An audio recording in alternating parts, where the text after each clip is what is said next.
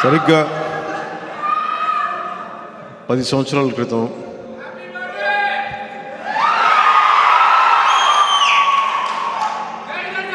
అసలే చీకటి గాఢాంధకారం, అసలే చీకటి గాఢాంధకారం, దారంతా గతుకులు, చేతిలో దీపం లేదు, ఇల్లేమో దూరం, చేతిలో దీపం లేదు, కానీ ధైర్యమే ఒక కవచం. ఇది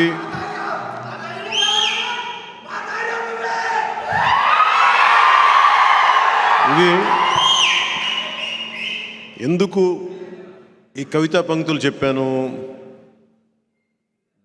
దేవరకొండ బాలగంగాధర తిలక్ కవితా పంక్తులవి నీడలోనే కవితలు.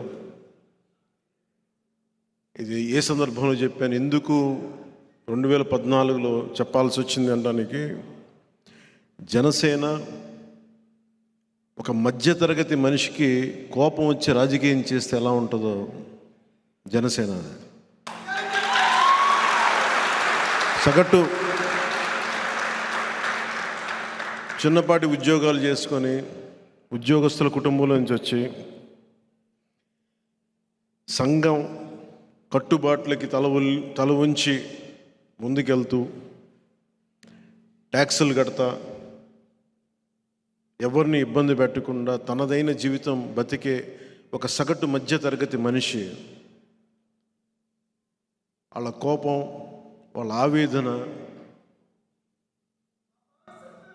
అవన్నీ నలిపి వాళ్ళ కోపం నన్ను జనసేన పార్టీ పట్టించేలా చేసింది. ఎప్పుడో మద్రాసులో, ఇప్పుడు చెన్నై బుక్ ఫెయిర్లో దేవరకొండ బాలగంగాధర తిలక్ గారు రాసిన అమృతం కురిసిన రాత్రి పుస్తకం చదువుతూ ఉంటే, సగటు మధ్యతరగతి కుటుంబం నుంచి వచ్చిన మనుషులు ఎలా ఉంటారు, సమాజం ఎలా ఉంటుంది, ఈ మాటల్లో ఆయన ఏ ఉద్దేశంతో రాశారు, ఎవరిని ఉద్దేశించి రాశారో నాకు తెలియదు, కానీ అది నా గురించి అనిపించింది. ఇంకా చెప్పండి, నా వయసు కూడా ఒక 18-19 ఏళ్ళు, అంతకుమించి 20 ఏళ్ళు కూడా రాలేదు నాకు అప్పటికి. ఆ నీడలనే కవితలో, చిన్నమ్మ వీళ్ళ మీద కోపగించుకు, వీళ్ళని అసహించుకోకు, మౌఢ్యం వల్ల బలాఢ్యులు, వీళ్ళందరూ మధ్యతరగతి ప్రజలు, సంఘపు కట్టుబాట్లకి రక్షక భటులు, దోపిడీదారుల స్వేచ్ఛా వర్తనకి నైతిక భాష్యం చెప్పే భాష్యకారులు. చిన్నమ్మ వీళ్ళందరూ సగం సగం మనుష్యులు, వీళ్ళందరూ ముక్కలైన గాజు పెంకులు, కల్లా కపటం తెలియని కబోది గుంపులు, తమని తామే మోసగించుకునే విద్యాధికులు, విదూషకులు. చిన్నమ్మ వీళ్ళని విడిచి వెళ్ళబోకు, వీళ్ళందరూ నీ బిడ్డలు. వాచకాల్లో నీతుల్ని వల్లిస్తూ, దరిద్రంలో హరిద్రా శోభల్ని గుర్తిస్తూ, ఓపిక లేని భార్యలకి సహనాన్ని బోధిస్తూ, ధైర్యం లేని తమ స్వభావాన్ని ధర్మమని పిలుస్తూ, బరువుగా బెదురుగా బతుకుతున్న వీళ్ళ మధ్య డైనమైట్లు పేలాలి, డైనమోలు తిరగాలి, కాళరాత్రి వేళ కంకాళాలు చెప్పిన రహస్యం తెలియాలి, దారి పక్కన నిలిచిన 3 చెట్ల బాధని అనువదించాలి, పచ్చికలో దాక్కున్న పాముల్ని, విషపాముల్ని బుట్టలోకి పట్టాలి, రేపటి ఉదయానికి ఈవేళ వెలుగుల్ని సమకూర్చుకోవాలి. చిన్నమ్మ అసలే చీకటి గడాంధకారం, దారంతా గోతులు, ఇల్లేమో దూరం, చేతిలో దీపం లేదు, ధైర్యమే ఒక కవచం.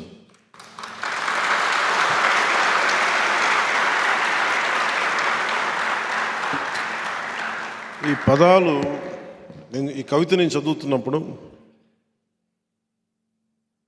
ఒక సగటు మధ్యతరగతి కుటుంబాలకు చెందిన వ్యక్తిగా, ఒక ఉద్యోగి కొడుకుగా, ఒక సూపర్ స్టార్ తమ్ముడిగా కంటే కూడా నేను ఒక ఉద్యోగి కొడుకుగానే పెరిగాను. నా బాధ, నా వ్యధ అధికారాన్ని దుర్వినియోగం చేసే వ్యక్తులు చేసే తప్పులు, మన తల ఉంచుకొని వెళ్తున్నాం, మన మీద దాడి చేసే సమూహాలు, ఇవన్నీ నాకు చాలా చాలా ఆలోచనింపజేసాయి. నేను ఏదైనా చేద్దాం అనుకునే తపంతో గోపీచంద్ గారిది అసమర్థుని జీవయాత్ర అని ఉంటుంది. అసమర్థుని జీవయాత్రలో తనను తాను నిందించుకుంటూ ఉంటాడు. ఈ రెండు ఒకే సమయంలో పక్క పక్కన చదివాను. ఒక మధ్యతరగతి మనిషి తాలూకు నిస్సహాయత, తన మీద తన కోపం, ఇవన్నీ నేను అనుకొని వీటి నుంచి ఎలా బయటపడాలని ఆలోచించేవాడు. నా వయసులో తప్పించుకోవడానికి యోగ మార్గానికి వెళ్ళాను. తిరుపతిలోకి వెళ్ళి యోగా చేశాను. ఇందాక చెప్పింది ధైర్యం లేని స్వభావాన్ని ధర్మం అని నమ్మకంతో యోగ మార్గానికి వెళ్ళిపోయాను. అలాంటి సమయంలో మా అన్నయ్య వచ్చి, నువ్వు నిజంగానే యోగ మార్గంలోకి వెళ్తున్నావా లేదంటే నువ్వు ఏదైనా బాధ్యతలు తప్పించుకొని తిరుగుతున్నావా అంటే, ఆయన తప్పని చెప్పడానికి నేను ఒక వృత్తిని ఎంచుకున్నాను, యాక్టింగ్ అనే వృత్తిని. కష్టపడ్డాను, నిలబడ్డాను, మీ అందరి అభిమానాన్ని సంపాదించాను. నిజంగా నాకు ఒక సగటు మధ్యతరగతి మనిషికి ఏం ఆశలు ఉంటాయి. మా నాన్న అసిస్టెంట్, ఒక పోలీసు కానిస్టేబుల్గా ప్రారంభమై అసిస్టెంట్ ఎక్సైజ్ సూపరింటెండెంట్గా రిటైర్డ్ అయ్యారు. ఆయన ఆ ప్రొబిషన్ సమయంలో పోలీసులు ఆయన్ని ఎక్సైజ్ డిపార్ట్మెంట్ అబ్కారీ శాఖకి పంపిస్తాయి. మా నాన్నగారి కోరిక ఏంటంటే, నువ్వు కొంచెం డిగ్రీ చదివి నువ్వు ఎస్ఐగా కనుక నువ్వు ఉద్యోగం సంపాదించుకుంటే నువ్వు ఏదో కొంచెం సూపరింటెండెంట్ స్థాయిలో రిటైర్డ్ అవుతారని చెప్పాడు మా నాన్న. నా కోరిక అదే, మహా అయితే ఒక ఎస్ఐ ఉద్యోగం రాసి డిగ్రీ పూర్తి చేసి ఎస్ఐ ఉద్యోగానికి అప్లై చేద్దామని నా కోరిక. కానీ డిగ్రీ పూర్తి చేయలేము, అదొకటే, దానివల్ల అయిపోయాను, ఎస్ఐగా చేయలేకపోయాను. మా నాన్నగారి కోరిక నెరవేర్చలేకపోయాను. సో అలాంటి మధ్యతరగతి వ్యక్తిని నేను. ఎప్పుడు చిరంజీవి గారి పక్కన కూర్చొని ఆయనతో పాటు తిరుగుతూ ఉంటే, నీకు ఏం అవ్వాలందంటే, నాకు మ్యాక్సిమం నీ బాడీ గార్డ్ అవ్వాలందో, అంతకుమించి నాకు వేరే కోరికలు లేవు. అంటే నాకు నిజంగా పెద్ద కోరికలు లేవు. నాకు ఏదో నేను అద్భుతంగా సాధించేయాలి ఏం కోరికలు లేవు. నాకు ఏదో అలా బతికేస్తూ ఉండేవాడిని. నాకు ఉన్నదల్లా ఒక కోపం ఉండేది. ఒక సగటు మనిషి మీద, హక్కుల మీద కొడితే మటుకు వచ్చే కోపం నాకు. ప్రతి మధ్యతరగతి మనిషికి ఉండే కోపం. ఆ కోపమే నన్ను ఇక్కడ దాకా తీసుకొచ్చింది. చాలా దీర్ఘ క్రోధి అంటాను చూసా, అది మంచిగానే నేను చెప్తున్నాను. అంటే ఒక కోపాన్ని దాచుకుంటే, జలసాలో ఒక డైలాగ్ ఉంటుంది, ఒక్కడికి వస్తే కోపం, అది సమూహానికి వస్తే విప్లవం అవుతుంది.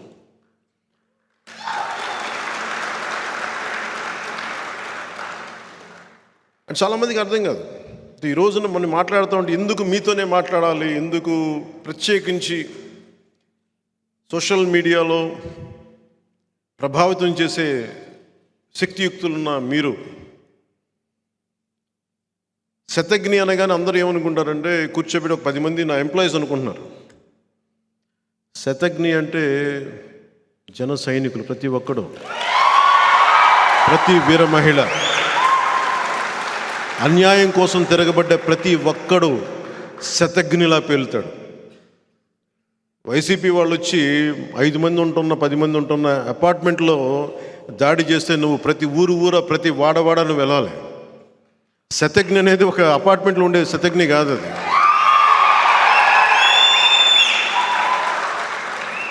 వాళ్ళ మనస్తత్వానికి మనం ఏం సమాధానం చెప్తాం? ఇది నేను దీనికి జనసేన ఆవిర్భావానికి చాలా నలిగాను. పార్టీ పెట్టాలా లేదా అంటే, దానికి ముందు మీకు అంటే నేను పంచుకోవాల్సింది, కామన్ మెన్ ప్రొటెక్షన్ ఫోర్స్ అని ఒక సంస్థ పెట్టాను. That is the origin point of Janasena. Janasena ఆవిర్భావానికి మూలం కామన్ మెన్ ప్రొటెక్షన్ ఫోర్స్. అది ఏ పరిస్థితుల్లో పెట్టాల్సి వచ్చింది అంటే, సగటు మనిషికి ఆడి కులం ఉండదు, మతం ఉండదు. సగటు మధ్యతరగతి మనిషికి వాడు కట్టుబాట్లను పాటిస్తాడు, చట్టాలకి అతీతంగా వెళ్ళడు, చట్టాలకి లోబడే బతుకుతాడు, భయపడతాడు. పోలీసులు అంటే, లా అంటే భయపడతాడు, చట్టాలంటే భయపడతాడు. కానీ అలాగే పెరిగా నేను కూడా. ఒకసారి నా కష్టాలు ఎలా ఉన్నాయంటే, నేను తెచ్చిపెట్టుకున్న కష్టాలు కాదు అవి. నా కష్టాలు లేవు నిజంగా చెప్పాలంటే. నేను తెచ్చిపెట్టుకున్న అరువు తెచ్చుకున్న కష్టాలు నాయన్నీ. బంగారం షూటింగ్ చేస్తూ ఉంటే నా ఒళ్ళోకి ఒక వడ్డెర కులానికి చెందిన ఒక వ్యక్తి ఆ పక్కన రాళ్ళు కొడతా తన బిడ్డ ఇట్లా అయిపోయాడని చెప్పి మొత్తం ధనుర్వాతం వచ్చేసి బిగుసుకుపోయింది. ఆ బిడ్డ ఒక 4 ఏళ్ల బిడ్డ నా ఒళ్ళో పడేసాడు. అన్న ఇతన్ని చెయ్యను. నాకు ఏడుపు వచ్చేసింది. ఎందుకు సినిమాల నుంచి దూరం అయిపోయానంటే, నేను సినిమాలో ఎప్పుడు ఆనందాన్ని చూడలేదు. నేను ఎప్పుడు సినిమాలోకి ఎందుకు వచ్చానంటే, నేను బద్ధకస్తుని కాదని చెప్పడానికి వచ్చాను మా అన్నయ్యకి. నాకు నిజం కోరికలు లేవు. మా అన్నయ్య ఏమనుకుంటారు, వీడు తప్పించుకుని తిరుగుతున్నాడు పని పాట లేక. మా అన్నయ్య ఒకటే మాట అన్నాడు, నీకు చిరంజీవి నీ తమ్ముడు కాకపోతే నువ్వు ఇలాగే ఉంటావురా అని అడిగాడు. నువ్వు చిరంజీవి తమ్ముడు కాబట్టి నీకు అన్నీ చెల్లేస్తున్నాయి, నిన్ను ఉద్యోగం, నీ తల్లిదండ్రులు పోషించక్కర్లా, నీ అక్క చెల్లెళ్ళు బాధ్యతలు లేవు, కుటుంబ బాధ్యత లేదు, నువ్వు ఏ యోగ మార్గాలు ఏ ధర్మాలని చెప్తారో నువ్వు పని చేయి, నువ్వు అన్నీ సాధించి అప్పుడు చెప్పి అప్పుడు నీ కథలు వింటాను. ఇప్పుడు చెప్పాలంటే మన దగ్గర బాగా ఆ అవసరం రాకుండా పోయింది ఇప్పుడు. అంటే అప్పటికి ఇప్పటికీ నేను ఒకటే వ్యక్తిని. నాకేమనిపించిందంటే, యోగ మార్గంలోకి వెళ్ళినా స్వార్థం అనిపించేస్తుంది నాకు. ముక్తి మార్గానికి వెళ్ళినా కానీ తిరిగి వచ్చి ప్రపంచానికి చేయాలి. సో దాంట్లో భాగంగా సినిమాల్లోకి వచ్చా. సినిమాల్లో ఇప్పుడు మీరు చూసిన పాటలు కానీ ఇవన్నీ కానీ నా లోపల దహించుకుపోతుంది. నా వేదనది. పుస్తకాల్లో, చరిత్ర పుస్తకాల్లో మనకి నీతులు అన్నీ చెప్తారు. ఒక్కొక్క నాయకుడు ఎంత గొప్పడో చెప్తాడు, చట్టాలు ఎంత గొప్ప చెప్తాడు. ఒకటి పాటించేవాడు నాకు కనిపించరు. ఒకసారి ప్రతిదానికి నేను ఒక చిన్నపాటి పెన్షన్ కావాలన్నా నేను చెప్పి లంచం ఇవ్వాలి. సగటు మనిషికి ఉండే కోపాలు అన్నీ పెట్టుకుని సినిమాల్లో చూపిస్తే నా లోపల తృష్ణ తీరుద్దు అనుకున్నాను. సినిమాలు హిట్లు అవుతున్నాయి కానీ నేను అనుకుంటున్నా నాకు లోపల శాంతి రాలా. నాకు కానీ నేనేం చేశానంటే, ఒక 3-4 సినిమాలు చేసి నేను మా అన్నయ్యకి ఒకటే చెప్పదలుచుకున్నాను. ఆ రోజున నేను బద్దకొస్తుంది కాదు, ఖుషి తర్వాత ఇంకో 3-4 సినిమాలు చేసి 5 సినిమాలు చేసి సినిమాల నుంచి వెళ్ళిపోయి ఏదైనా ఒక ఆశ్రమంలో బతుకుదాం నా కోరిక. అంతమించి వేరే కోరిక లేదు నాకు. భగవంతుడు తప్ప అన్నీ ఇచ్చాడు నాకు. నేను కోరుకుంది ఇవ్వలే. నాకు అలాంటి సమయంలో 2006లో అంటే నేను కంసుడు అష్టమ గర్భంలో కృష్ణుడు పుడతాడు, వాడి వల్ల నీకు ప్రాణగండం ఉంటుంది అని చెప్పి పుట్టిన ప్రతి బిడ్డను చంపేస్తారు. ప్రీఎంప్టివ్ స్ట్రైక్ చేస్తాడు. అట్లాగా ఒక కుటుంబంలోంచి ఒక వ్యక్తి రాజకీయాల్లోకి వస్తే మాకు ఇబ్బందులు ఉంటాయి, మాకు పుట్టగతులు ఉన్నవేమో అన్న ఒక భయంతో 2006లో నాకే తెలియజేశాను, ఒకవేళ మీ అన్నయ్య గారు పాలిటిక్స్కి వస్తే మీ కుటుంబాన్ని ఇలా దాడులు చేస్తారు, మీ ఇంట్లో బిడ్డల్ని ఇలా ఇబ్బంది పెడతారు. నాకు తీసుకొచ్చారు. నేను అన్నాను, ఆయన పాలిటిక్స్ రాలేదు కదా, వచ్చిన రోజున చూసుకోండి అన్న, నిన్ను కూడా ఇబ్బంది పెడతారంటే నా బతుకు బజార్ అయింది, పర్లేదు, మీరు ఏదైనా చేసుకోండి. ఎందుకంటే సినిమాల్లోకి మన గాజువాక సభలో కూడా చెప్పాను, ఎప్పుడైతే జగదాంబ బస్ స్టాండ్లో మా డ్యాన్స్ చేయించారు ఆ రోజు నేను చచ్చిపోయాను. ఆ రోజు నాలో ఉన్న ఆ సిగ్గు మొత్తం చచ్చిపోయింది ఆ రోజు. ఇప్పుడు అందుకే నన్ను ఎవరు తిడతారో నాకేముండదు. ఆ రోజు చచ్చిపోయింది, వీళ్ళు తిడితే నాకెంత. సో నాకు అంటే నిజంగా 2006లో అలా చెప్పి వాళ్ళందరూ కూడా ఇప్పుడు పదవుల్లో ఉన్నారు. వాళ్ళందరూ ఆ మెసేజ్ తీసుకొచ్చిన నిజంగా చేస్తారా అనుకున్నా. ఆ రోజు నుంచి 2008 సమయంలో సంఘటనలు జరిగిపోయినాయి. నేను అందరికీ మొత్తుకుంటూ వచ్చాను, ఎదర్ పాలిటిక్స్ చేద్దాం లేదా వద్దు. బట్ కానీ మనుషులు ఇంత క్రూరంగా ఉంటారా? అధికారంలో ఉన్నవాళ్ళు, ఆ రోజు అధికారంలో ఉన్నవాళ్ళు చేసిన దెబ్బ గాయపరిచేస్తుంది. అంటే దేనికని చూస్తే ఒక సమూహాన్ని ప్రభావితం చేసే ఒక వ్యక్తి రాజకీయాల్లోకి వస్తే మాకు పుట్టగతులు ఉండవని అనే భావనతో పుట్టకముందే చంపే పరిస్థితిని తీసుకొచ్చారు. మా ఇంట్లో అందరూ మంచివాళ్ళు, సగటు మనుషులు.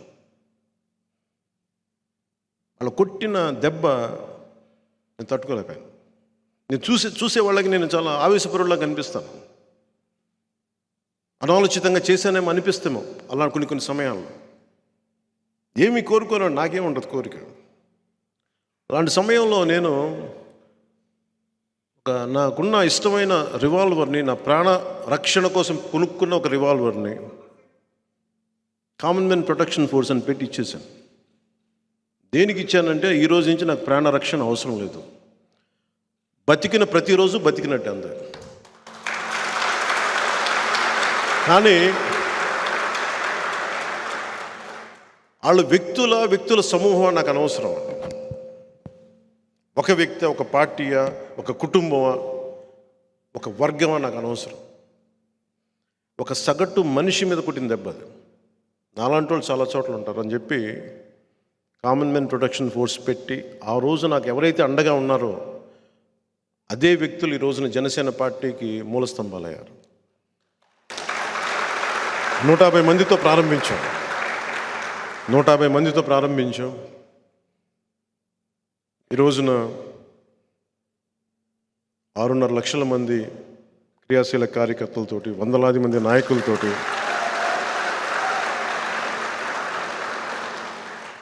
2014 మార్చి ఒక హోటల్లో పెడితే, ఒక దశాబ్దం తర్వాత 2014 మన సొంత ఆఫీసులో పెట్టుకున్నాం. ఇలాంటి పరిస్థితుల్లో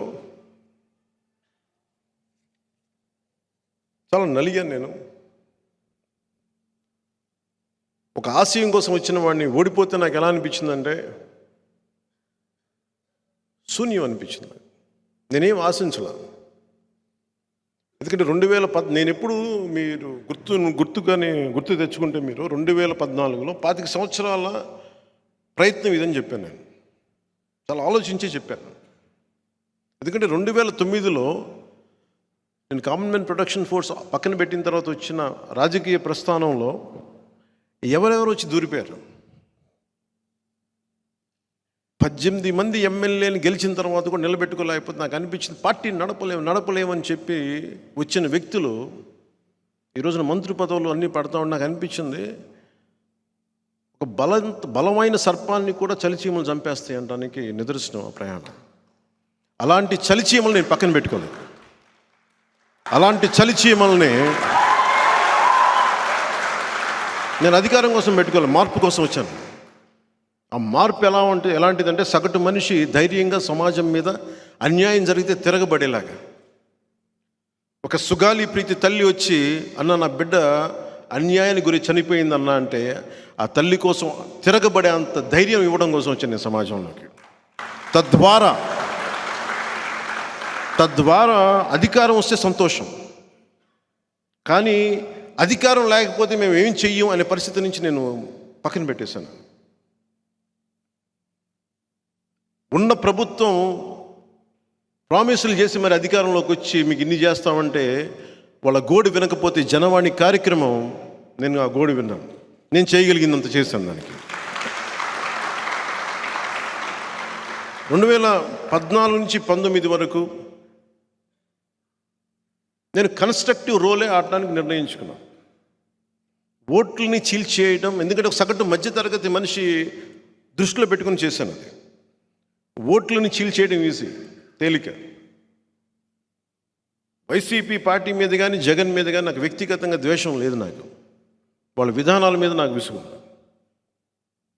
ఇంకెవడు బతకూడదు, మేమే బతకాలి, మా గుంపే బతకాలంటే వాళ్ళు కుదరదు. అందరూ బతకాలి, మేము బతుకుతాం, మీరు మమ్మల్ని తొక్కేస్తే మటుకు అధాపాతాళానికి తొక్కేస్తాం.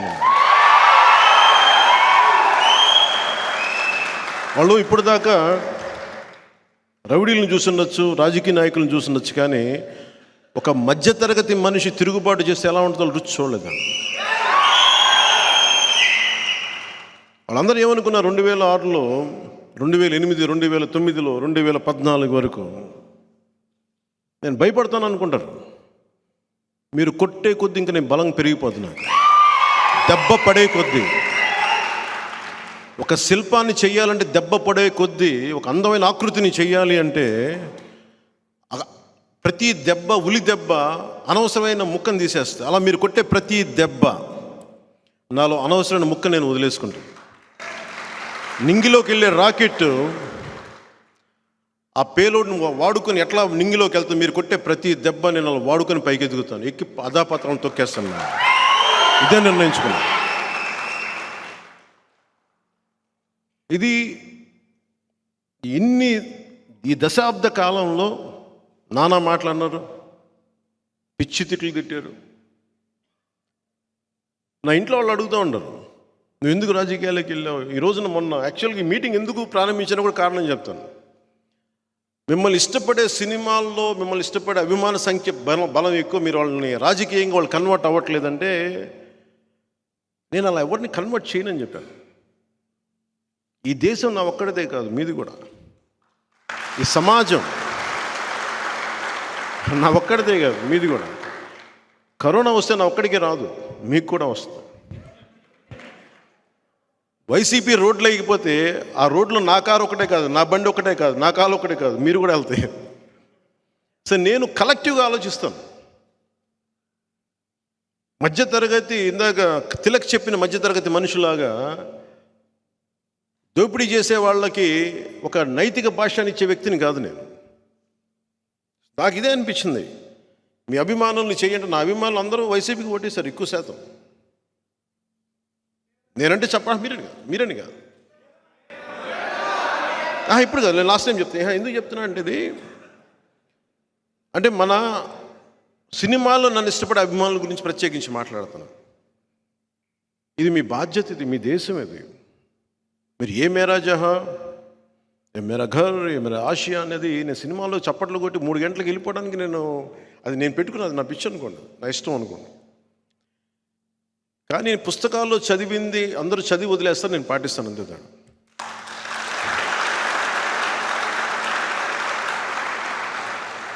ఇది నేను పెట్టుకుంది ఎక్కడ మారాలి, ఇది ఒక ప్రయత్నం అయితే చేద్దాం.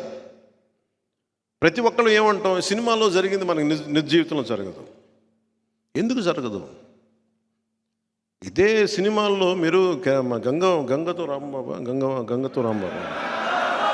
ఇది గంగవరం వస్తుంది. మత్స్యకారుల గురించి మాట్లాడే గంగ అంటే గంగవరం వస్తుంది తప్ప కెమెరామెన్ గంగతో రాంబాబు రావట్లా. అంటే నేను అందులో ఒక సీన్ ఉంటుంది కదా, మీరు అందరూ రండి అని సినిమాలో ఎక్కువ చెప్తే అది చాలామంది అనుకోవచ్చు అలా నిజంగా వస్తారా అని. సినిమాల వరకు సాధ్యమే కానీ నిజ జీవితంలో జరుగుద్దా అని చాలామందికి ఒక ఇది ఉంటుంది. అది పవన్ కళ్యాణ్ జీవితంలో అయితే జరుగుతుంది. ఇది అంటే నేను ఏం ఆశించను. Be the change you want to be. నువ్వు ఏ కళ అయితే కంటున్నావో ఆ కళ నువ్వుగా, ఏది అనుకుంటున్నావు, సమాజం ఎలా ఉండాలనుకుంటున్నావు అది నువ్వుగా. నేను ఎవరిని ఏం అడగల, ఎవరిని ఏం ఆశించను. నాతో పాటు నడవమని చెప్పను, నాతో పాటు పోరాటం చేయమని చెప్పను. నేను నడుచుకుంటూ ముందుకెళ్తాను. మనలాగా వాళ్ళ గ్రాఫిక్స్ లేవు మనం ఉన్నవాళ్ళు. మన గ్రాఫిక్స్ పెట్టుకోవాల్సిన అవసరం, మన గ్రాఫిక్స్ సినిమాలో, వాళ్ళ గ్రాఫిక్స్ పాలిటిక్స్లో అది తేడా. వైసీపీకి గ్రాఫిక్స్ సినిమాలో వైసీపీకి గ్రాఫిక్స్ పాలిటిక్స్లో, సభల్లో. మనం సినిమాల్లో కూడా నేను వాడినాం. ఎందుకు వాడినంటే మళ్ళీ గ్రాఫిక్స్ మళ్ళీ కూర్చోబెట్టి ఆ టెక్నీషియన్ సరిగ్గా ఉండరు, దొరికిపోతామని చెప్పి వాడినాం. పాపం వాళ్ళు ఏంటో అనుకోలే, దొరికిపోయారు. 15 లక్షల మంది జనాభా అంటే నాకు తెలుసు కదా, ఒక 6-7 లక్షలు వస్తేనే ఊరు కథలు ఆగిపోతుంది. 15 లక్షలు అంటే సార్, అంటే వాళ్ళ ఉద్దేశం గ్రాఫిక్స్ ఉన్నాయని ఒక్క ధైర్యం. నాకు గ్రాఫిక్స్ ఎలాగా మనల్ని ఎక్స్పోజ్ చేస్తే బాగా తెలిసినోడిని. సినిమాల్లో గ్రాఫిక్స్ బాగా లేకపోతే, మన బ్రోలో కూడా సరిగ్గా బాగా లేకపోతే నన్ను తిట్టారు, ఏంటి గ్రాఫిక్స్ అండి. పాపం జగన్కి గ్రాఫిక్స్ మీద అవగాహన లేదు కాబట్టి ఇలా చేసి ఇందాక చెప్తున్నట్టుగా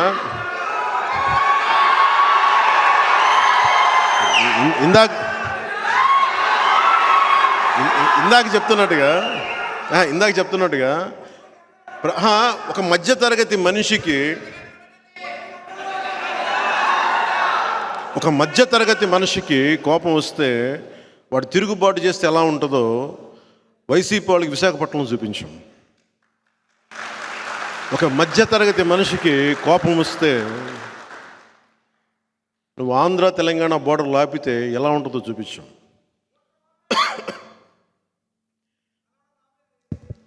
ఇది విప్లవం అనేది కర్రలు కత్తులు కటార్లు పెట్టుకొని రారు. అన్యాయం ఎక్కువైపోయింది, ఇంకా తప్పదు అనుకున్నప్పుడు ప్రజలు రోడ్ల మీదకి వస్తారు. నేను వస్తుంటే ఆపేశారు, కారు మీద ఆపేశారు, గాల్లో ఆపేశారు. ఆపేస్తే నేను అనుకున్నాను, అందరూ భయపెడుతున్నాను నన్ను, మీరు దిగితే మిమ్మల్ని రఘురామకృష్ణరాజు గారి లాగా మిమ్మల్ని కూడా తీసుకెళ్ళి కొట్టేస్తారేమో అని.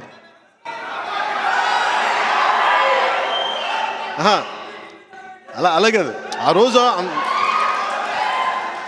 రోజు పోలీసుల్లో ఆలోచన ఏంటంటే నన్ను పోలీస్ స్టేషన్ తీసుకెళ్ళిపోయి నన్ను లాక్కెళ్ళిపోయి అటు ఇటు తిప్పి నన్ను కొట్టేయడానికి దాడులు చేయడం సిద్ధపడిపోయారండి. అలాగే అంటే నేను పెట్టుకుంది ఏంటంటే, అరే ప్రాణం తెగించి వచ్చా నాకు మీరు ఒంటి మీద దెబ్బ, నా ఒంటి మీద దెబ్బ పడి తర్వాత చూద్దాం మీ సంగతిని. అంటే వాళ్ళకి అర్థం కాదు, వైసీపీ వాళ్ళకి, వైసీపీ గుండాలకు అర్థం కాని విషయం ఏంటంటే, మీరు ఎప్పుడున్నా సరే నా మీద దాడి చేయాలని కూడా గుర్తుపెట్టుకోండి. 2008లో నేను తుపాకీ ఇచ్చేసి వచ్చాను. దాని అర్థం ఏంటంటే, ప్రతిరోజు 24 గంటలు బతుకుతాను. ఆ రోజు బతికానా, ఆ రోజు ఇంటికి వెళ్ళాను అంతే. నా మీద మీరు అలాంటి ఊహిస్తే పర్యవసానం మీ ఊహకే వదిలేస్తున్నాను. అంటే నిజంగా సినిమా అంటే సినిమా అనేది నేను బేసిక్ సినిమా యాక్టర్ని కాదు. నాకు సినిమా అంటే చాలా ఇష్టం, కళ అంటే చాలా గౌరవం. నాకు కళ అంటే లలిత కళ కాదు, లలిత కళ కాదు, కళ. అంటే నేను ఈ 10 ఏళ్లలో ఒక్కొక్క ఇన్సిడెంట్ తలుచుకుంటే, ఇప్పుడు నన్ను ఎవరన్నా పార్టీ పెట్టమంటే నేను ఆలోచిస్తాను. ఇప్పుడు నేను పార్టీ పెడతావా అని ఇప్పుడు ఎవరు నన్ను అడిగితే నాకు కొంచెం ఆలోచిస్తాను. నాకు దెబ్బ తగలాలి. అంటే నిజంగా చెప్పాలంటే నాకు ఇప్పుడు ఇంకా దెబ్బలు తగిలినాయి. ఈ 10 ఏళ్లలో సినిమాల్లో ఉన్నంతకాలం నాకేమీ జరగల. ఆ 2006లో ఒక చిన్నపాటి ఇన్సిడెంట్ తప్ప. కానీ ప్రజల కష్టాలే నా కష్టాలు అనుకున్నా, ప్రజల ఏడుపులే నా ఏడుపులు అనుకున్నా, ప్రజల కన్నీళ్ళే నా కన్నీళ్ళు అనుకున్నా.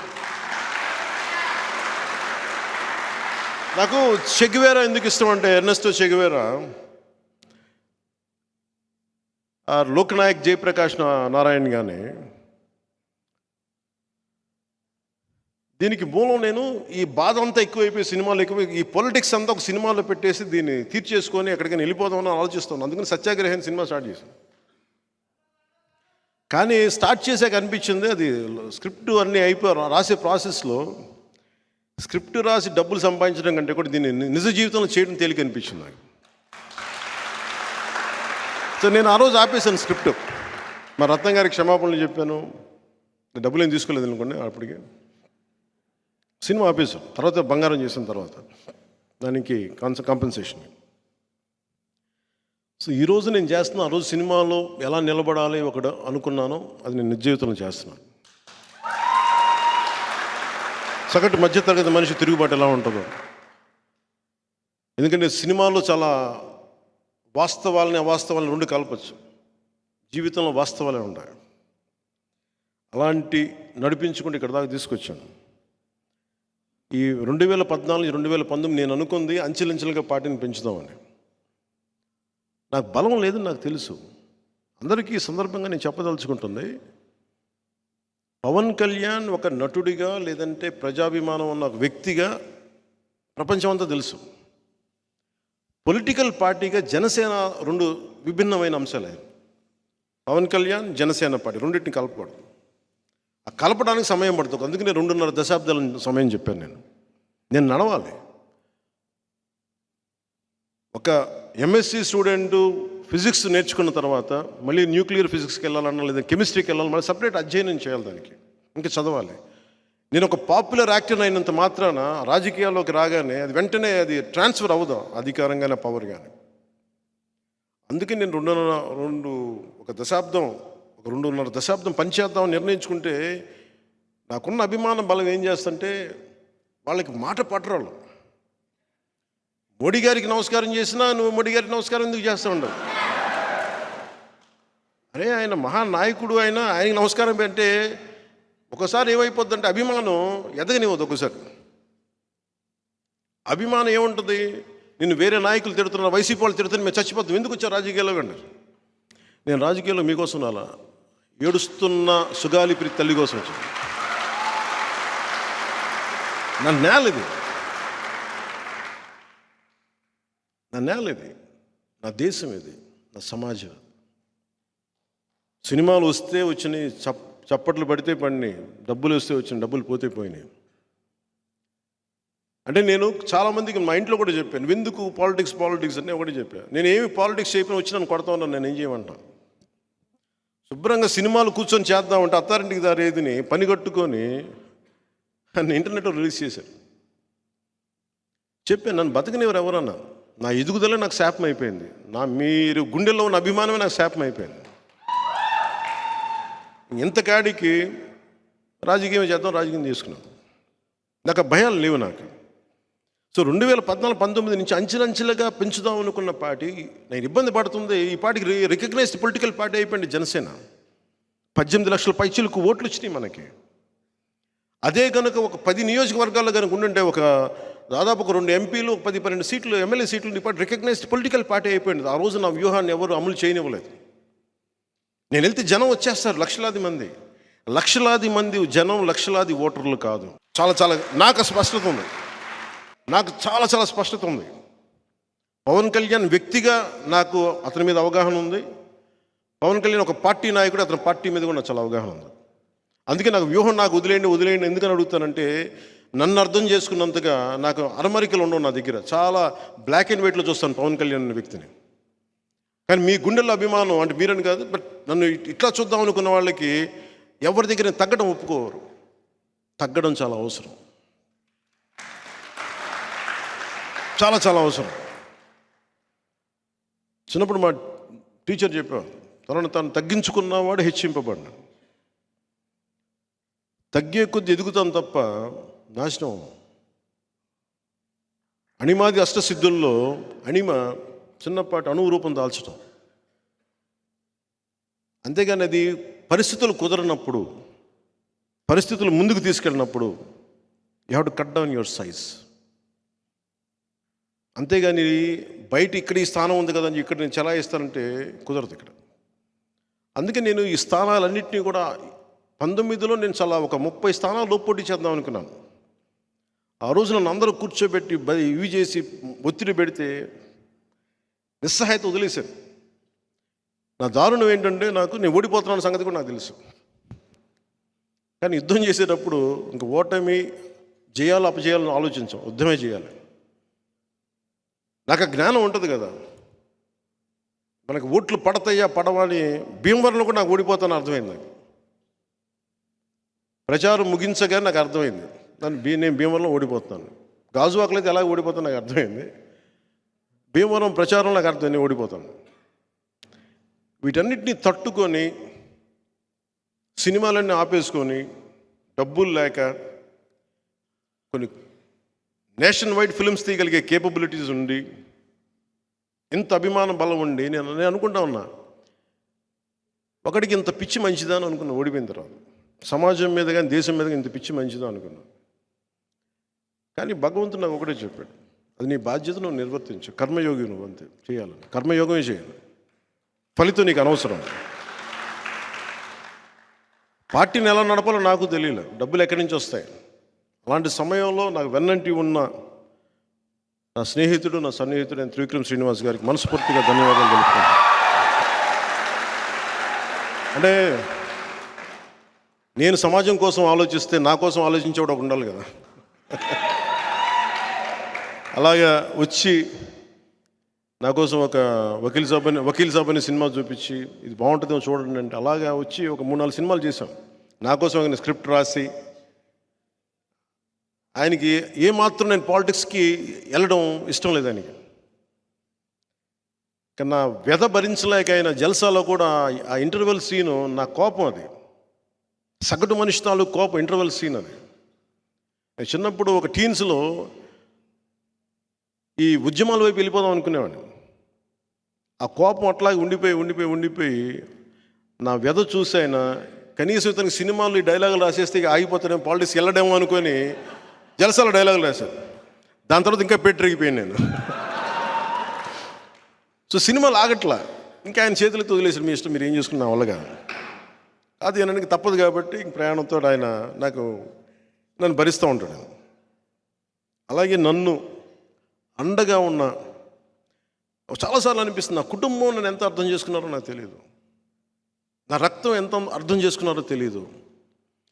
మారుమూల ఎక్కడో ఆదిలాబాద్లో ఒక తాండాలో ఉండే ఒక తల్లి, ఒక యువకుడు, నిర్మల్లో ఉండే ఒక యువకుడు, ఇక్కడ మారుమూల శ్రీశైలం అడవుల్లో ఉండే ఒక చెంచు యువకుడు, రాజోల్లో ఒక 2 బిడ్డలున్న ఒక ఆడబిడ్డ. మీరందరికీ నేను ఎంత తేలిక అర్థమవుతానంటే గుండెల్లో పెట్టుకుంటారు మీరు నన్ను. నేను చెప్పకర్లా, నేను ఏంటో నేను చెప్పకర్లా, కానీ ఒకసారి మా ఇంట్లో వాళ్ళకి నేను చెప్పుకోవాల్సి వస్తుంది నేనేంటో. బంధం దగ్గర కొద్దీ చూడటం కష్టంగా ఉంటుంది. మీరు దూరం నుంచి చాలా ట్రాన్స్పరెంట్గా, చాలా పారదర్శకతతో చూస్తారు. మీరు నన్ను మోడీ గారికి అర్థమవుతాను, మీకు అర్థమవుతాను, నాతో పాటు పనిచేసే కొద్ది మందికి నేను అర్థం కాను. ఎందుకు అర్థం కానంటే నా మీద ఆశ ఉంది. ఒక కప్పు కాఫీ ఇచ్చి కూడా ఎమ్మెల్యేలు ఆశిస్తారు నా దగ్గర. ఒక ఆరెంజ్ జ్యూస్ ఇచ్చి కూడా నా మీద నువ్వు ఎమ్మెల్యే అయిపోవాలని ఆశిస్తారు నా మీద.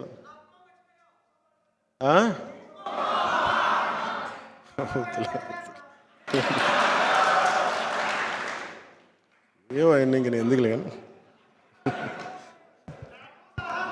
అంటే సలహాలు నాకే.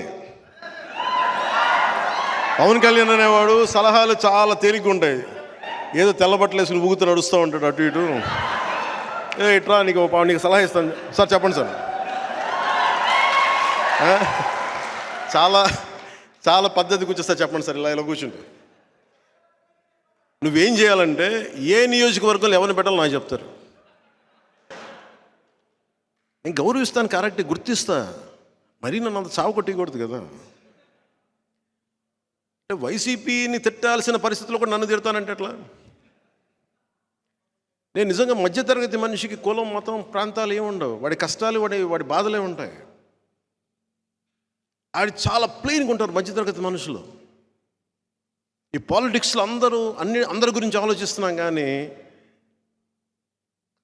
అన్నిటినీ పాటించే సగటు మధ్యతరగతి మనిషి గురించి ఆలోచించడం మానేసాం మనం. అన్ని పొలిటికల్ పార్టీ, ఎందుకంటే ఇది ఓట్ బ్యాంక్ కాదు. ఇది మధ్యతరగతి అనేది ఒక ఓట్ బ్యాంక్ కాదు. అందుకని అందరూ దాని గురించి మాట్లాడడం, పట్టించుకోరు. ఎందుకంటే నిజంగా మధ్యతరగతి సగటు మనిషి మేల్కొంటే ఈ దేశంలో రాజకీయం మారిపోతాయి. మనస్ఫూర్తిగా చెప్తున్నాను. నేను మీ వేదనలు, మీ కోపాలు, మీ తాపాలు ఇంటర్నెట్లో, సోషల్ మీడియా హ్యాండిల్స్లో కొట్టేసి వదిలేస్తున్నాం. అది ఒక మొదటి అడుగే. మళ్ళీ తర్వాత అడుగు ఎలక్షన్ దాకా తీసుకురావడం. ఇప్పుడు నేను కూడా కూర్చోబెట్టి నా ఈగోతోట దేనితోటి జనసేన 14-15% పెరిగిపోయింది నా యావరేజ్ అని ఆ ఈగోతో వెళ్తే ఓట్లు పెరుగుతాయి, కొన్ని సీట్లు రావచ్చేమో. కానీ జనం ఏమో కోరుకున్న సగటు మధ్యతరగతి మనుషులు ఏం కోరుకుంటున్నారో వాళ్ళకి కావాల్సిందైతే జరగదు. మధ్యతరగతి మనిషి ఏం కోరుకుంటాడో, మీరందరూ కలవాలి, వీళ్ళు కలిస్తే బాగుంటుంది. ఈ రోజున జనసేన, భారతీయ జనతా పార్టీ, తెలుగుదేశం పార్టీ కలిసినాయి అంటే ఒక మధ్యతరగతి మనిషి ఏం కోరుకుంటాడో అదే చేశాను. నా బిడ్డలు బాగుండాలని కోరుకుంటారు, రోడ్లు బాగుండాలని కోరుకుంటారు. వీటన్నిటిని ఆలోచించే చేశాను. ఈ ప్రాసెస్లో నన్ను నలిపేశారు అందరూ. ఒకే ఒక ధైర్యం నాకు. ఎన్ని అవమానాలు పడ్డా, ఎన్ని తిట్లు, శాపనార్థాలు పడ్డా, నన్ను నమ్ముకున్న మా ఆడబిడ్డలు ఉంటారు, ఆడపడుచులు ఉంటారు, యువత ఉంటుంది, పెద్దలు ఉంటారు, నన్ను నమ్ముకున్న వీర మహిళలు ఉన్నారు, నాకు అండగా ఉండే జన సైనికులు ఉన్నారు. నేను ఒక మాట మాట్లాడితే దాని సూక్ష్మాన్ని గ్రహించి మాట్లాడే మేధావి వర్గం ఉంది. నన్ను అర్థం చేసుకుని చాలా అత్యున్నత ఉత్తమ స్థితిలో ఉన్న రాజకీయ నాయకులు ఉన్నారు. నేను వీళ్ళందరినీ నాకు ఆ ధైర్యాన్ని తీసుకొని నేను ఒకరోజు బాగుంటుంది. భగవంతుడు నాకు ఇంత పార్టీ పెట్టే ప్రేరణ ఇచ్చాడంటే ఖచ్చితంగా నారు పోసిన వాడు నీరు పోయాడా ఉంటుంది. ఆ గుడ్డి నమ్మకంతో వచ్చాను. మీకు ఎంత దారంత గతుకులు ఇల్లేమో దూరం, చేతిలో దీపంలో ధైర్యమేమో కవచం. ఆ పదవి ఎందుకు వాడానంటే నాకేం తెలియదు. నాకు పవన్ కళ్యాణ్ సాధించగలగాలి, దశాబ్ద కాలం పార్టీని నడపగలగా, మీరు ఎందుకు సాధించలేరు మీ స్థాయిల్లో? నేను మీలాంటి వ్యక్తినే. నాకు భయాలు ఉన్నాయి, నాకు కుటుంబం ఉంది. కానీ అన్నిటినీ అధిగమించి నానా స్థాయిలో రోజు ఒక్కొక్కటి చిన్న అధిగమిస్తూ ఉంటాను. నేను మా స్టాఫ్ అందరికీ చెప్తాను, ఇదే ఇక్కడ గుంటూరు జిల్లాలో ఉండే ఒక భర్తను కోల్పోయిన ఒక వితంతు, ఒక పెద్ద ఆవిడ నెలకి 5,000 రూపాయలు చొప్పున పంపిస్తూ ఉంటారు పార్టీకి.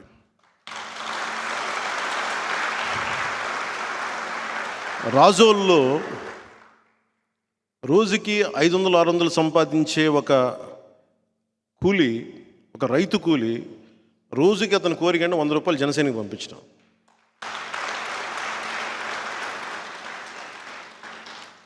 సో నేను కూడా సినిమాలు ఎందుకు కావాలి, ఎందుకు చెయ్యాలి అంటే, నేను ఎవరిని దేహి అని అడగలేను. నేను ఇష్టంగా ఇస్తే తీసుకుంటాను, కానీ బాధ్యత వహించమని చెప్తాను ప్రతి ఒక్కరికి. నేను కూడా నిన్న రీసెంట్గానే ఒక 10 కోట్ల రూపాయలు పార్టీకి విరాళంగా ఇచ్చాను. నేను అంటే నేనేమనుకుంటానంటే, ఒక రైతు కూలీకి 100 రూపాయలు ఇవ్వగలిగినప్పుడు పవన్ కళ్యాణ్ 10 కోట్లు ఇవ్వలేడా? ఇది నేను ఆలోచించాను. అలాగే నన్ను అండగా ఉండే చాలామంది పెద్దలు కొన్ని లక్షలు ఇవ్వగలుగుతున్నప్పుడు నేను నా కోట్లు ఇవ్వలేనా అనిపిస్తుంది. అన్నీ దాచుకుని ఏం చేసుకుంటాను నేను? కామన్ మ్యాన్ ప్రొడక్షన్ ఫోర్స్ పెట్టినప్పుడు ఇదే మాట మాట్లాడాను. డబ్బులు సంపాదిస్తున్నాం. ఏం పెట్టుకుంటాం ఆ డబ్బుని? ప్రజలకి పంచలేని డబ్బు ప్రయోజనం ఏంటి? డబ్బు అవసరం, అంతేగాని డబ్బుని తీసుకొని ప్యాకెట్లో పెట్టుకుని మూల పంచడానికి కాదు. డబ్బు అనేది అవసరం. నేను సినిమాలే చేయకపోతే నాకు డబ్బు రాదు. ఇన్ని వేల మంది రైతులకి, కౌలు రైతులకి ఇవ్వగలిగే స్థాయి ఉండేది కాదు నాకు. సో డబ్బు సంపాదన చాలా అవసరం. ఇది ఎందుకు చెప్తున్నాను ఈ మాట అంటే, వెల్ఫేర్ వర్సెస్ డెవలప్మెంట్. వెల్ఫేర్ అంటే ప్రజల తాలూకు సమాజం, వాళ్ళకి కష్టాలకి మనం అండగా ఉండటం, వాళ్ళు చేయలేని పరిస్థితుల్లో ఉన్నప్పుడు మనం చేయూతనివ్వడం. అలాగే అభివృద్ధి కూడా కావాలి. అభివృద్ధి అనేది మనం సింపుల్గా చెప్పాలంటే, నేను సినిమా చేస్తే వచ్చిన డబ్బుని వెల్ఫేర్ అనే కౌలు రైతుల ద్వారా నేను ఇస్తాను. నేను దాన్ని అసలు సినిమాలే చేయలేకుండా ఎక్కడి నుంచి తీసుకున్నాను డబ్బులు? అభివృద్ధి అనేది లేకుండా ఎక్కడ పథకాలు ఇస్తాం? ఇది ప్రతి మధ్యతరగతి మనిషి ఆలోచిస్తూ ఉన్నాడు దేశంలో. పథకాలు ఉండాలి, వెల్ఫేర్ ఉండాలి. అందుకని జనసేన, టీడీపీ కానీ మేము భారతీయ జనతా పార్టీ వీళ్ళందరం కూడా మేము చెప్తుంది welfare with development, not just welfare.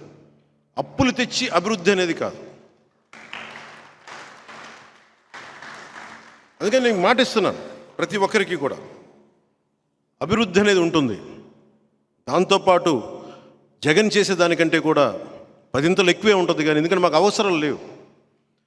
ఒక 10 లక్షల రూపాయలు, 10,000 కోట్లు డబ్బు వస్తే రాష్ట్ర ఖజానాలోకి 10,000 కోట్లు వస్తే పాపం జగన్ 5,000 కోట్లు ఉంచుకుంటాడు. ఒక 5,000 కోట్లు దాంట్లో ఒక 500 కోట్లు మిగతా వాళ్ళకి పంచాలి. 4,500 కోట్లలో 500 కోట్లు సిద్ధం సభలకి, ఇంకో 450 కోట్లు సిద్ధం అన్న పోస్టర్లకి,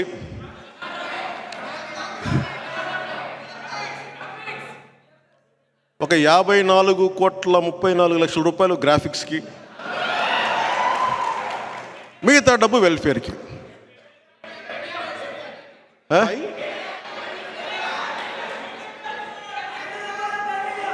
₹5 పేటిఎం బ్యాచ్ ఉంటుంది.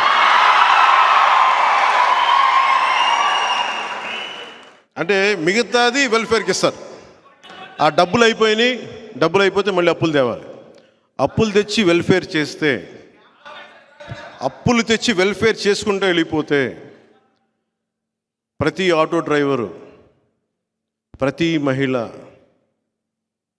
ప్రతి ఒక్కరూ కూడా తాడేపల్లి ప్యాలెస్ని మన శ్రీలంకలో ప్రెసిడెంట్ ప్యాలెస్లా ఎలా వాడుకుంటారో అలా వాడుకుంటారు. ఇది సరదాగా మాట్లాడుకుంటున్నాం అని కాదు, కానీ శ్రీలంక ఒక అధ్యక్షుడికి జరిగినప్పుడు ఆంధ్రప్రదేశ్ ముఖ్యమంత్రికి జరగదని గ్యారంటీ అండి. అంటే నువ్వు కూర్చోబెట్టి భయపెట్టేద్దాం అంటే కుదరవు. జనం తిరగబడితే ఎలా ఉంటుందో ఆంధ్ర తెలంగాణ బోర్డర్లో చూశారు. ఈ ప్రభుత్వమే చూసింది. అర్ధరాత్రి 2:30-3 గంటలకి పసిబిడ్డలను వేసుకొని 20 ఏళ్ళు 21 ఉన్న ఆడపిల్లలు మ్యాక్సీలు వేసుకొని నిద్ర నుంచి అట్లాగే వచ్చేసి నన్ను తీసుకెళ్తుంటే ఆపేశారు. అది నా మీద నాకు మద్దతు ఎన్ని పక్కన పెడితే వాళ్ళకి ప్రభుత్వం ఏదైనా కోపం కూడా అది. సో ప్రజలు తిరగబడితే వచ్చే కోపం మామూలుగా ఉండదు, ఎవరు తట్టుకోలేరు. వైసీపీ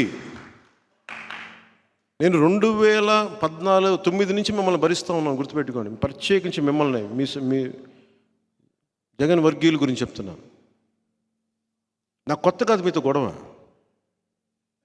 భవిష్యత్తులో ఎప్పటికీ సిద్ధం. మీరు సిద్ధం, నేను చెప్తున్నా సిద్ధం అని. మీ సిద్ధం ఓడిపోవడానికి నాకు తెలియదు, నా సిద్ధం గెలవడానికి. లీడర్షిప్ ఎలా ఉండాలంటే నేను ఓడిపోయినప్పుడు నాకు మీరే గుర్తొచ్చారు. అంటే చేసిన ఒక తప్పు ఎక్కడికి కర్మ కట్టేయాలి. ఈ నెలలో 2009లో మేము పార్టీని నిలబెట్టుకోలేకపోతే దానికి శిక్ష నాకు పడింది. నేను భరించాను. అది తప్పు చేసాం, క్షమించమని 2 చేతులతో అడిగాను. ఓడిపోయిన తర్వాత అడిగాను. ఇదే దీంట్లో. అలాగే జగన్ చేసిన కర్మలో తప్పులు తప్పించుకోలేరు ఎవరు తప్పించుకోలేరు. ఇంతమందిని ఏడిపించి ఇంతమందిని కన్నీళ్లు పెట్టిన ప్రభుత్వం కూలిపోవడం ఖాయం. అలాగే లీడర్షిప్ ఎప్పుడు కూడా కరేజ్, ధైర్యం చాలా అవసరం. మేము పాటించేది సమాజం నిలబడాలి, విడిపోకూడదు, కొట్టుకోకూడదు, కులాలు కలవాలని కోరుకునేవాడిని. దానికి మానవత్వం, ధర్మం వచ్చే ధైర్యం వేరు. గొడవకు కూడా ధైర్యం కావాలి, జగన్కి కూడా ధైర్యం కావాలి, వైసీపీ గుండాలకు కూడా ధైర్యం కావాలి. కానీ ఆ ధైర్యానికి, జన సైనికుల ధైర్యానికి, వీర మహిళల ధైర్యానికి చాలా తేడా ఉంది. మన ధైర్యం ఏం చేస్తుంటే ఒంటరిగా ఉన్న సింహం నక్కల్ని, తోడేళ్ళని, పెద్ద పుల్లని చీల్చి చెండాడే ధైర్యం మంది. విచక్షణ ఉన్నది మంది. దేనికి చేస్తున్నాం? సమాజాన్ని కలపడానికి యుద్ధం చేస్తున్నాం. సమాజంలో శాంతి సుస్థిరతని కాపాడడానికి యుద్ధం చేస్తున్నాం. దీని నుంచి వచ్చే ధైర్యం వేరు. జగన్ది అధికార దాహం, అధికార మదం. వీళ్ళకి దానికి కూడా ధైర్యం కావాలి. అలాంటి ధైర్యాన్ని ఎదుర్కోవాలంటే జనసేన లాంటి స్ఫూర్తితో ఉన్న, ధైర్యంతో ఉన్న సమూహమే కావాలి. దీనికి అన్ని పార్టీలకి, గుర్తుపెట్టుకోండి, 5 సంవత్సరాల్లో అన్ని పార్టీలకి జనసేన వెన్నెముకలా నిలబడింది. ధైర్యం ఇచ్చాం, మనం నిలబడ్డాం. దురదృష్టవశాత్తు అది మన ఒక్కళ్ళమే దాన్ని సద్వినియోగం చేసుకుంటే ఖచ్చితంగా మనకు అలయన్స్ లేకుండా అధికారం స్థాపించే స్థాయి ఉండేది. కానీ లీడర్షిప్ చాలా త్యాగంతో కూడుకున్నది. 2 సార్లు టీలు కాఫీలు అందించేసి రోజు నా ఆఫీసులో తిరుగుతా ఎమ్మెల్యేలుగా అయిపోవాలనుకునే వ్యక్తులు చాలా కష్టం. ఇది 2009 కాదు, 2024, 2014 నుంచి స్టార్ట్ చేశాను. అలా కాఫీలు, టీలు అందించి పెన్ను, పేపర్లు పట్టుకొచ్చి ఎమ్మెల్యేలు అయిపోయిన మంత్రులు కూడా ఉన్నారు ఇప్పుడు వైసీపీలో. వాళ్ళని కాదు, అది అర్థం అవ్వాల్సిన వాళ్ళకి అర్థమవుతుంది. ఎందుకు చెప్ప అలాగే నేను ఈరోజు కూడా మీకు మాట ఇస్తున్నాను. నా చుట్టూ కోటరీ కట్టలేరు. నేను ఎప్పటికప్పుడు బద్దలు కొడుతూ ఉంటాను. నేను 10 రోజులు ఇటు తిరగగానే నా చుట్టూ కోటరీ ఏర్పడిపోతుంది. నాకు తెలుసు, ఇంకెవరిని బయట వాళ్ళని రానివ్వరు. నేను మళ్ళీ అది బద్దలు కొడుతూ ఉంటాను. అందుకని పని చేసే వాళ్ళని ఖచ్చితంగా గుర్తిస్తాను నేను.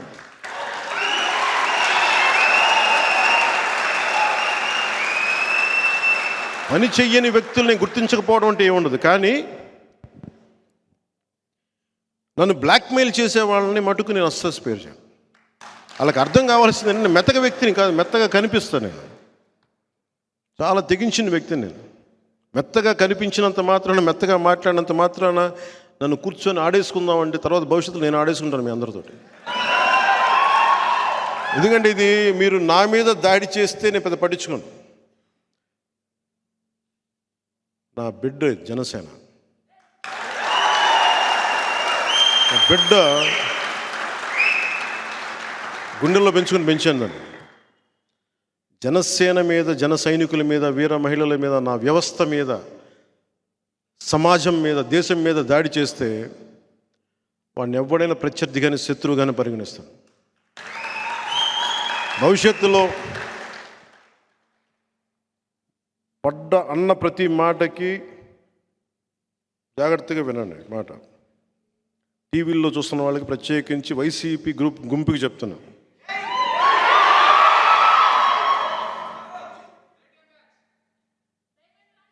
వాళ్ళ గురించి అంత మాటలు ఆలోచించండి. వాళ్ళు చాలా చిన్న మనుషులు.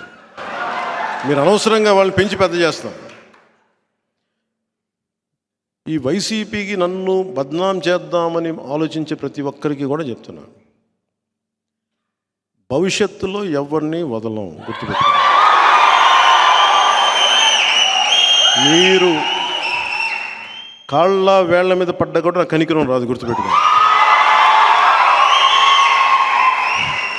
ఎవరన్నా సరే నమ్మక ద్రోహం చేశారా, అస్సలు వదిలేదు. ఎందుకంటే నేను చేసేది యుద్ధం. ఇది ఎవరిని స్పేర్ చేయను. నేను చేసేది యుద్ధం. ఇది మన పార్టీలో ఉండి కోవట్లుగా వెళ్ళిపోతానంటే అలాగే 2019లో చాలామంది యువ నాయకత్వానికి సీట్లు ఇచ్చాను నేను. బాగా పనిచేశారు. ఒక పంచకర్ల సందీప్ కానీ, నిలబడ్డా,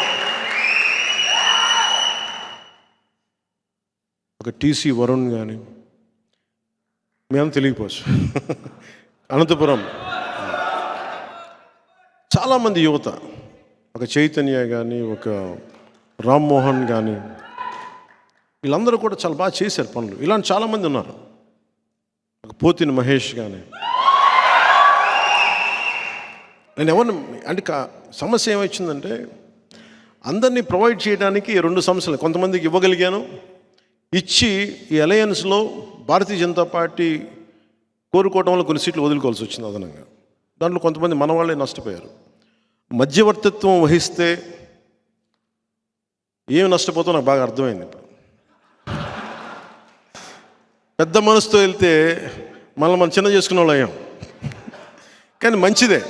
నేను పెద్ద మనసుతో తగ్గించుకున్నా కానీ 5 కోట్ల మంది ప్రజలకి మా వాళ్ళు 10 మంది త్యాగం నిజంగా మంచిదే. విదురు నీతిలో ఒకటి ఉండదు.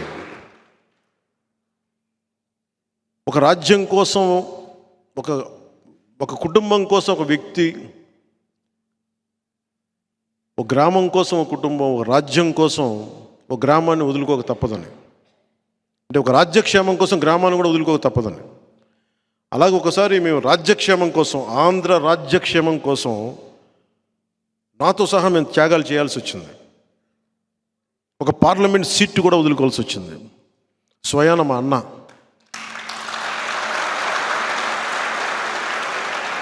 మా నాగబాబు, నాకు హిస్టరీ పాఠాలు నేర్పించిన నా టీచర్, నాని పాల్కీవాల్ అనే గొప్ప లాయర్ని నాకు పరిచయం చేసిన వ్యక్తి, ఒకలా నా టీచర్. నాకు ఆయనకి మాట ఇచ్చి కూడా నేను ఈ పొత్తులో దాన్ని త్యాగం చేయక తప్పలా.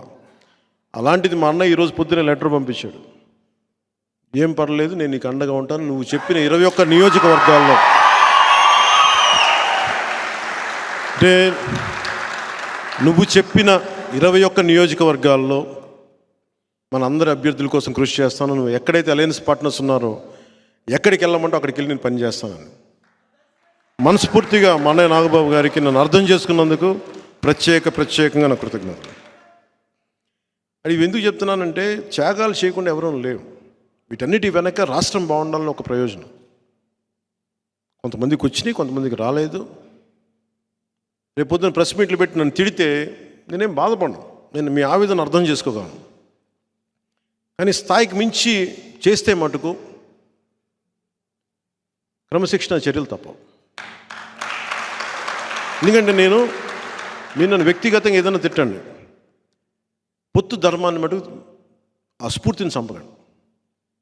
అలాంటి వ్యక్తులు ఎవరన్నా కూర్చొని ఉన్నా కానీ భవిష్యత్తులో కానీ సమీప భవిష్యత్తులో కానీ ఖచ్చితంగా క్రమశిక్షణ చర్యలు తీసుకుంటాను. దాన్ని దయచేసి అందరూ, ఎందుకంటే మా నాగబాబు గారి గురించి చెప్తున్నాను, ఆయనకి మాట ఇచ్చి కూడా నేను వెనక్కి వెళ్ళాల్సి వచ్చింది. అలాగే నేను ఎక్కడి నుంచి పోటీ చేయాలి, ఎమ్మెల్యేనా ఎంపీనా అని.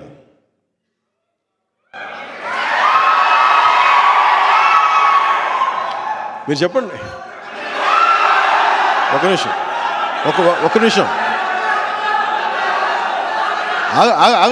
ఆగండి, ఒక నిమిషం ఆగండి. వినండి మాట వినండి మాట. Silence, quiet. ఒక్క నిమిషం. అలాగే ఇప్పుడు నాకున్న తిరుపతి నిన్న ఇచ్చేసాను. అలాగే అన్నిటికంటే కూడా పిఠాపురం వీటన్నిటికంటే కూడా నేను అడిగేది వినండి. అలాగే అది బాగుంది.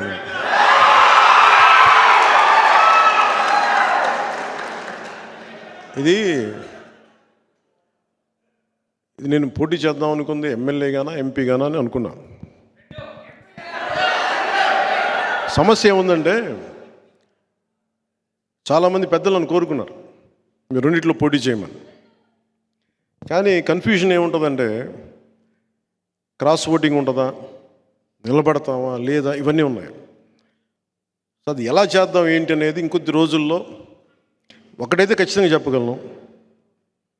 నిన్న భీమవరం పులపర్తి ఆంజనేయులు గారికి ఇచ్చాను, తిరుపతి ఏమో మన జంగం శ్రీనివాసులు గారికి ఇచ్చాను, గాజువాకేమో తెలుగుదేశం వాళ్ళు తీసేసుకున్నారు అనుకుంటాను ప్రస్తుతానికి. సో పోనీ పిఠాపురం తీసుకుందామంటే మా ఉదయ్ ఉన్నాడు ఇక్కడ. సో ఉదయ్ని ఏం అడగాలి తెలియట్లే. సో ఉదయ్ని అడిగి పిఠాపురమే ఖాయం చేసుకోమని చెప్తాను.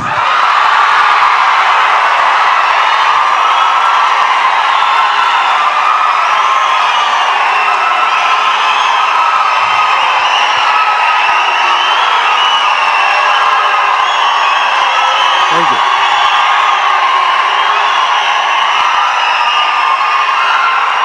పిఠాపురం నేను 2009 నుంచి కూడా 2009 నుంచి కూడా 2009 నుంచి కూడా అందరూ 2014లో పార్టీ పెట్టగానే ఫస్ట్ నాకు పిఠాపురం నుంచి అడిగారు పోటీ చేయమని. మళ్ళీ తెలంగాణలో అడిగారు పోటీ చేయమని, మళ్ళీ పిఠాపురం నుంచి వచ్చింది, 2 చోట్ల నుంచి వచ్చింది ముందుగా. కానీ పిఠాపురం నేను ఎందుకు పోటీ చేయట్లేదు లాస్ట్ టైం అంటే, నేను రాష్ట్రం కోసం ఆలోచించేవాడిని. నేను నిజంగా చెప్పాను, నా ఎన్నికల గురించి నేను ఎప్పుడు ఆలోచించలే. నేను మ్యాక్సిమం అనుకున్న అనంతపురం అర్బన్కి నిలబడదాం, వల్ల అనంతపురం జిల్లాలో నిలబడదాం. అందుకు 2015లో పార్టీ ఆఫీస్ అక్కడి నుంచే ప్రారంభించాను, మంగళగిరి నుంచి ప్రారంభించాలి, అక్కడి నుంచి ప్రారంభించాను, అనంతపురం నుంచి.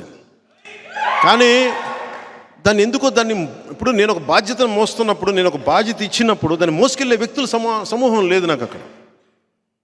అందుకని వదిలేయాల్సి వచ్చింది. జనసేన పవన్ కళ్యాణ్ పిఠాపురం నుంచి పోటీ చేస్తుంది.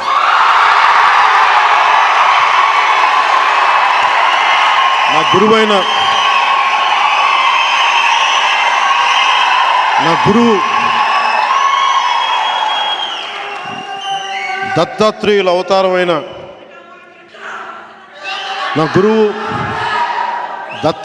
అవతారమైన శ్రీపాద శ్రీవల్లభుడు జన్మస్థలం అది, శక్తిపీఠం అది.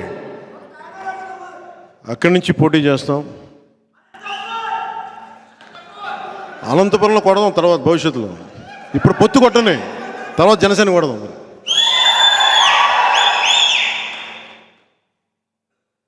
ఎంపీగా పోటీ చేయాలా లేదా అనేది కొద్ది రోజుల్లో ఆలోచన. అంటే నాకేం అదే ఇవన్నీ ఎస్లు ఉన్నాయి, నోలు ఉన్నాయి. అది ఎట్లాగనేది నాకైతే మనసులో ఎమ్మెల్యే ఉంది.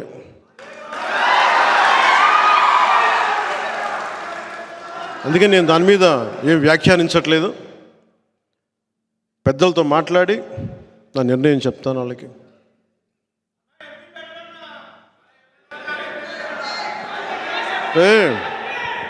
అంటే సీఎం అంటే సెంట్రల్ మినిస్టర్ ఆ మాట కోసమా మీరు? కాదు, కొంత నేలని ఇక్కడ అడుగుతాం. ఇక్కడ కొంత పార్టీ నిర్మాణం ఎలా జరగాలి,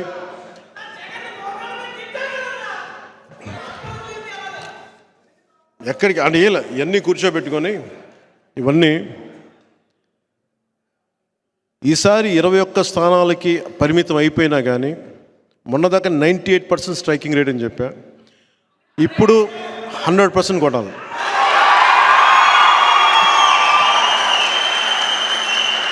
పొత్తులో ఉన్న మద్దతుదారులకి, తెలుగుదేశం మద్దతుదారులకి, భారతీయ జనతా పార్టీ మద్దతుదారులకి ఈ సభావేదికని పురస్కరించుకొని, అలాగే మన మద్దతుదారులందరికీ, ప్రజాస్వామ్యాన్ని నిలబడాలని కాంక్షించే ప్రతి ఒక్కరికి కూడా నా విన్నపం,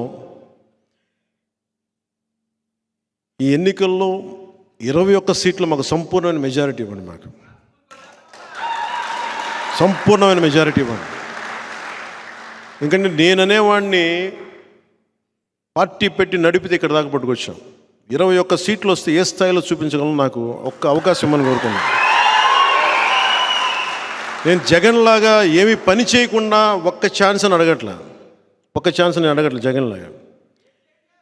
నాకు మీకు 10 సంవత్సరాల తర్వాత ఇప్పుడు నోరు తెరిచి అడుగుతున్నాను, మా 21 సీట్లని, మా పొత్తుని గెలిపించండి. ప్రతి యువతి యువకులకి, పెద్దలకి, పిన్నలకి, అందరికీ కూడా చేతులెత్తి, గుంతెత్తి, నోరెత్తి, చేయెత్తి అడుగుతున్నా, అభ్యర్థిస్తున్నాను, మా పొత్తుని గెలిపించండి, జనసేనని గెలిపించండి. ముగింపు వాక్యాలుగా ఇల్లేమో దూరం అని చెప్పాను కదా. ఇప్పుడు 10 సంవత్సరాల తర్వాత అధికారం అనే ఇల్లు కనుచూపు మేరలో ఉంది. ఒకప్పుడు దీపం లేదు, కానీ ఇప్పుడు చేతిలో వెలుగులు విరజమ్మే కాగడం ఉంది. గుండెల నిండా ఒక పవన్ కళ్యాణ్కే కాదు ధైర్యం, మొత్తం సమూహానికి ఉంది ధైర్యం. మనం కాకపోతే ఇంకెవరు, జనసేన కాకపోతే ఇంకెవరు. సో మనస్ఫూర్తిగా మీ అందరికీ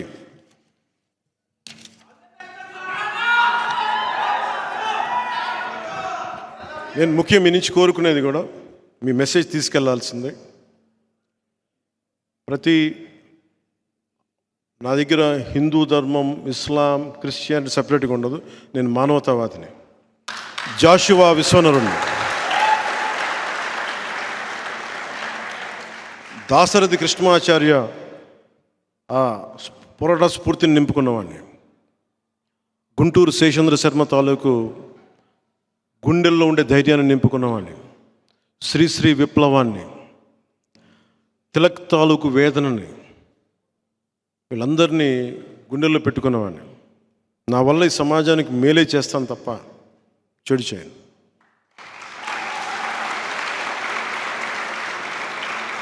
ఈ దశాబ్ద కాలంలో ఎంత నలిగానో నాకు తెలుసు.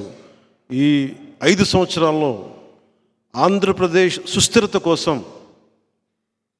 ఎంత తపన పడ్డానో నాకు తెలుసు. ఈ రోజున భారతీయ జనతా పార్టీ మన పొత్తులోకి రావటం వల్ల జగన్ తోకని కట్ చేస్తున్నాం ఈరోజు.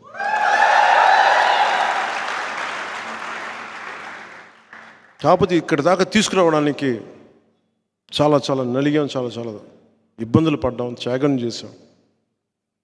ఇది అందరూ గ్రహిస్తారని, దీన్ని గుర్తిస్తారని వ్యక్తిగతంగా నేనేం గుర్తింపు కోరుకోను. కానీ రాష్ట్ర ప్రయోజనాల కోసం అందరం కలిసికట్టుగా ఉండాలి.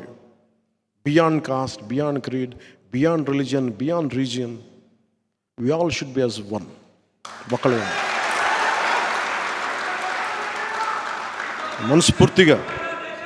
మనస్ఫూర్తిగా మీ అందరికీ, ఏ యువతకైతే ఉపాధి అవకాశాలు లేవో, ఏ మహిళలకైతే ఎంటర్ప్రెన్యూర్స్గా కావాలో, మధ్యతరగతి మహిళలు ఏం కోరుకుంటారో, వారికి ఏం చేయాలి, స్కూల్కి వెళ్ళే ఆడబిడ్డలకి టాయిలెట్ సౌకర్యాల దగ్గర స్కూల్ సౌకర్యాలు కానీ, అన్ని కులస్తులకి అండగా ఉండేలాగా నేను ఎప్పుడు మీకు అందుబాటులో ఉంటాను. ప్రతి ఒక్కరికి చెప్తున్నాను. ఈ రోజున నేను జనవాణి కార్యక్రమం ఈరోజు అధికారంలో లేనప్పుడు ఈరోజు తిరిగాం. రేపు పొద్దున అధికారం వచ్చినప్పుడు కూడా ప్రతి నెల జనవాణి కార్యక్రమం పెడతాం. మా వాళ్ళు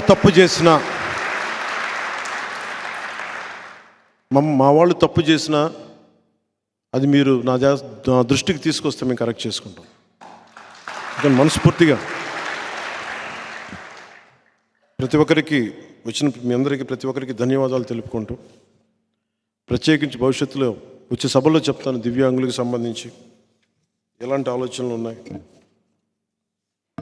రైతాంగానికి సంబంధించి ఎలాంటివి ఉన్నాయి, పెద్దలకి, అలాగే ఉద్యోగస్తులకి, టీచర్లకి, యువతకి, మహిళలకి, డ్వాక్రా మహిళలకి, అంగన్వాడీ టీచర్లకి, ఇలా అన్ని వర్గాలు.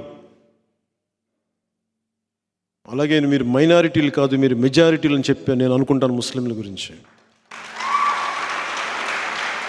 అంటే మైనారిటీ అనే పదం ఒకసారి మనల్ని ఇబ్బంది పెడతా ఉంటుంది. నాకు ఎప్పుడు మీరు నా గుండెల్లో మెజారిటీ మీరు. అలాగే క్రిస్టియానిటీ తీసుకున్న పాస్టర్ సోదరులందరికీ, ఇదే సభలో చాలా చేసిన అమలాపురం నుంచి వచ్చిన పాస్టర్ సోదరులకి అందరికీ కూడా నేను ఓట్ల కోసం ఎప్పుడు మిమ్మల్ని అడగను. మనస్ఫూర్తిగా నేను గౌరవించేవాడిని. నా భార్య కూడా క్రిస్టియన్, కానీ నేను దాన్ని దృష్టిలో పెట్టుకొని చెప్పట్లేదు, ఎందుకంటే నా అన్ని మతాల మీద గౌరవం ఉందని చెప్పడానికి చెప్తున్నాను. కానీ మనస్ఫూర్తిగా అందరూ బాగుండాలని కాంక్షించేవాడిని, కోరుకునేవాడిని. మీరు అండగా నిలబడతారని ఆకాంక్షిస్తూ, ఇదివరకు గెలిచినా ఓడినా మీ వెంటే ఉంటాను అని చెప్పేవాడిని. ఇప్పుడు గెలుస్తున్నాం, గెలిచే తీరుతున్నాం, మీ వెన్నంటే ఉంటాం.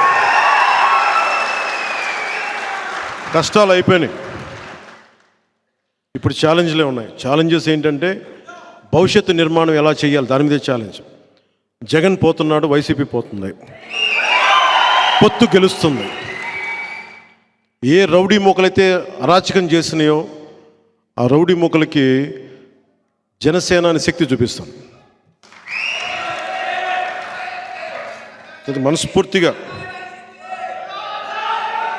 మనస్ఫూర్తిగా మీ అందరికీ ఈ మెసేజ్ అంతా మీ మాధ్యమాల ద్వారా బయటికి తీసుకెళ్ళండి. ఎక్కువ మందిని ఓటింగ్ తీసుకొచ్చేలా చేయండి. 18 సంవత్సరాలు నిండిన యువతి యువకుల్ని పొత్తుకేసేలా మీరు మాట్లాడండి, కన్విన్స్ చేయండి. ఆంధ్రప్రదేశ్ రాష్ట్రాన్ని చీకటి నుంచి వెలుగులోకి తీసుకురండి. మనందరి బాధ్యత ఇది. నా బాధ్యత నేను నిర్వర్తిస్తున్నాను.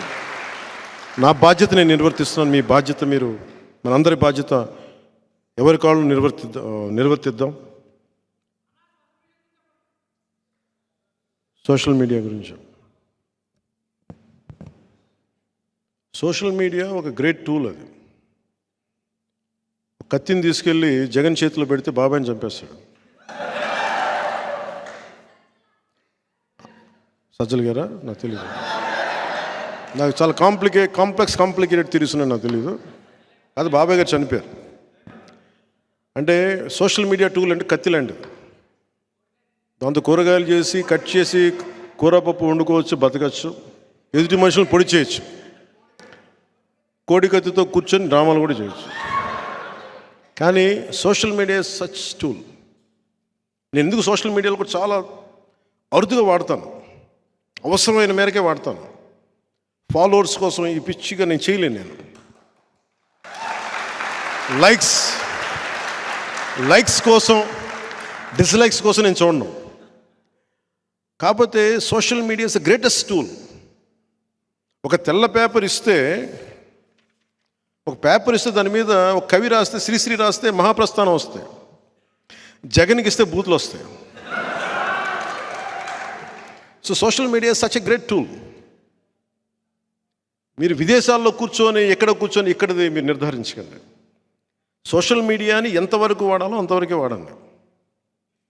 Social media has become a menace in a వే.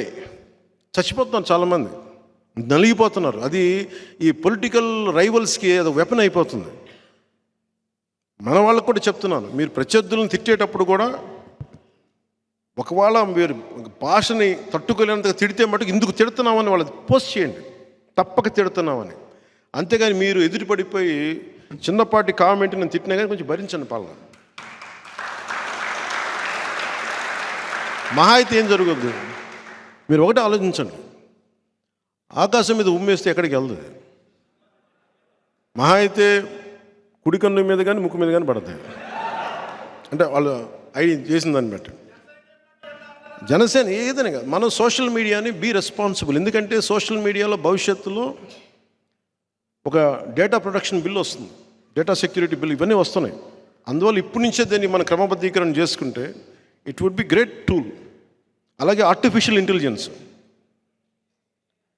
ఏఐలో పాపం మొన్న ఎవరు ప్రధానమంత్రి గారు కూడా చెప్తున్నారు, ఆయన కూడా కూర్చోబెట్టి చేసే స్థాయిలో ఉన్నాయి. ఎవరో ముఖానికి తగిలించేసి ఇవి కూడా జరుగుతాయి. Artificial intelligence has become such a menace.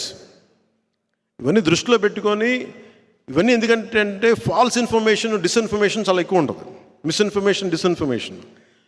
దాంట్లో భాగంగా మీరు ఎవరన్నా సరే నన్ను తిట్టగానే వెంటనే మావాడు చేసాడు, మనమే పబ్లిసిటీ చేస్తున్నాం.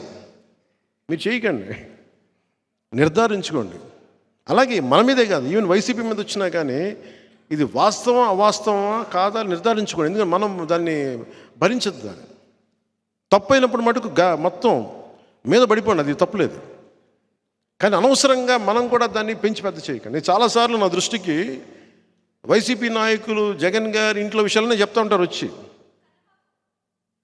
ఇంట్లో విషయాలు చెప్తా నేను అడుగుతాను, ఫస్ట్ మీరు వాళ్ళ దగ్గర పని చేస్తున్నారు, అది తప్పు అనిపిస్తుంది. నేను అలాంటి వాళ్ళు కలవనని చెప్తాను. ఇప్పటి నుంచి కదా, 2009 నుంచి నాకు తెలుసు. రాజశేఖర రెడ్డి గారికి సంబంధించి పనిచేసే వాళ్ళు నా దగ్గరికి వచ్చి ఆయన గురించి ఇలా చెప్తా ఉంటే, ఫస్ట్ ఆయన మీకు జీవితం ఇచ్చాడు, జీతం ఇచ్చాడు. ఆయనకి ద్రోహం చేసినవాడు మళ్ళీ నాకు ద్రోహం చేయని గ్యారంటీ అండి, అవసరం వెళ్ళిపోయాను. అందుకని అంటే ఇలాంటివి ఉంటాయి. అందుకని మీరు ఇవన్నీ కూడా సోషల్ మీడియాలో let us be very very responsible. ఆ మోడస్ ఆపరెండి లేదంటే కోడ్ ఆఫ్ కాండక్ట్ ప్రోగ్రామ్ ఏదో మీరు, నేను ఎన్ని రూల్స్ చెప్పినా కానీ పాటించేది మీరే. నేనైతే నా రూల్ పాటిస్తాను. నేను ఫాల్స్ ఇన్ఫర్మేషన్, డిస్ఇన్ఫర్మేషన్, మిస్ఇన్ఫర్మేషన్ నేను పోస్ట్ చేయను. ఏదైతే చెప్పదలుచుకున్నానో, ఎంతమంది అటాక్ చేసినా బలంగా ధైర్యంగా చెప్తాను. సో దీన్ని దృష్టిలో పెట్టుకొని use it is a great tool. మీ అందరికీ సంబంధించి let us have one Janasena umbrella. ఇది శతఘ్ని అనేది ఒక జనసేన అంబ్రిల్లా. దీంట్లో జనసేన మెంబర్షిప్ ఉన్నా లేదా నాకు అనవసరం. ప్రజాస్వామ్యాన్ని ఆకాంక్షించే ప్రతి ఒక్కరు దీంట్లో భాగస్వాములే. సో మీరందరూ శతఘ్ని కింద వస్తాను మనస్ఫూర్తిగా తెలియజేసుకుని, నాకు ఈ ఆపర్చునిటీ ఇచ్చిన మీ అందరికీ కూడా ధన్యవాదాలు తెలుపుకుంటూ, ఏ దేశం ఎగినెందుకు కాలిన పొగడరాని తల్లి భూమి భారతిని అంటాం. అలాంటి భూమాతకి, అలాంటి భరతమాతకి ధన్యవాదాలు తెలుపుకుంటూ, భారత్ మాతాకి జై హింద్. చూసారు కదండి, మరి ఈ వీడియో కనుక మీకు నచ్చినట్లయితే ఒక లైక్ కొట్టేసి మీ అభిప్రాయాన్ని కూడా కామెంట్ బాక్స్లో తెలియజేస్తూ ఇలాంటి ఇంట్రెస్టింగ్ అప్డేట్స్ కోసం మా ఛానల్ని సబ్స్క్రైబ్ చేసుకోండి.